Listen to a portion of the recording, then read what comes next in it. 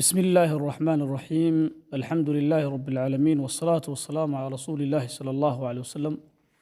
السلام عليكم ورحمة الله تعالى وبركاته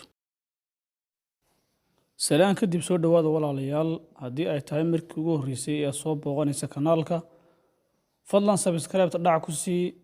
like tana ku dhifo sina share garee waad mahadsantihiin dhammaantiin intaas ka bacdi waxaan ka hadlayaa mowduuc aad iyo aad muhiim ah muuqaalkan yare kooban insha allahu tacaala haddii ilaahay idmo saddex shay baan ka hadlayaa saddexdaas shay waxa weeye inaad iska ilaaliso bataatan sideedaba ma tootalna joojiso wey saddex shay oo noloshaada sun ku ah sunta waa taqaanaa sida jidhka u disho ee qofka nafta u dhaafiso saddexdan mustaqbalkaaga ayay sun iyo lid ku yihiin lambar kow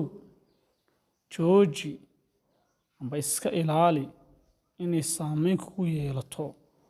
dadka kale waxay ka aaminsan yihiin qodobka ugu horreeya badanaa waxay nagu dhacda markaynu hawl qabanayno inaynu ka fiirino dadku maxay ka aamini doonaan iyo lagula yaab haddaad maanta shaqo tagto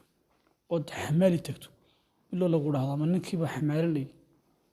haddii aad hadal istiraado dadka u khudbe istiraado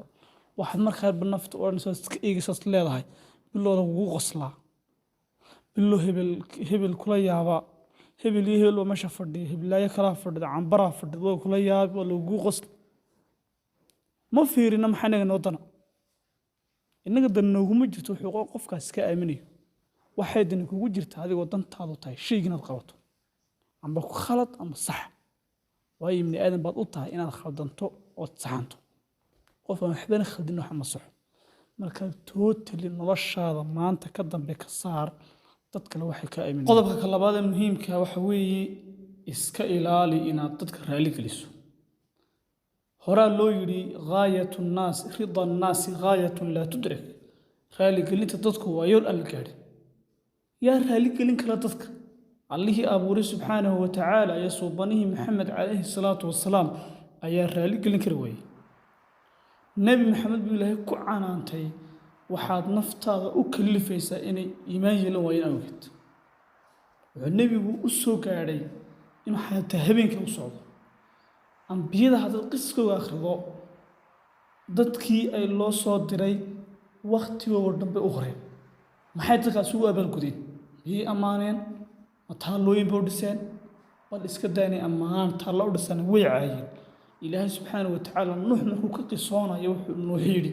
ilaahow tolkay habeen iyo dhaar baan u yeedhay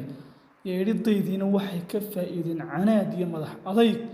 ugu dambayti nebi nuux waa kii habaaray ee yidhi rabbi laa tadar cala alardi min alkaafiriina dayaara markaa iska ilaali maanta kadib inaad ibni aadan raalli geliso ilaahay ayaa raalli gelin kari waayey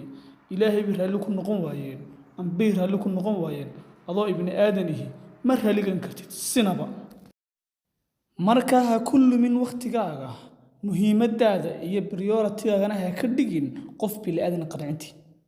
qof ay ilaahay iyo rasuulkiisa iyo ambiyadii qancin waayeen adoo ibni aadan oo daciif ma qancin kartid waxba kaama gelin ha cadhoodo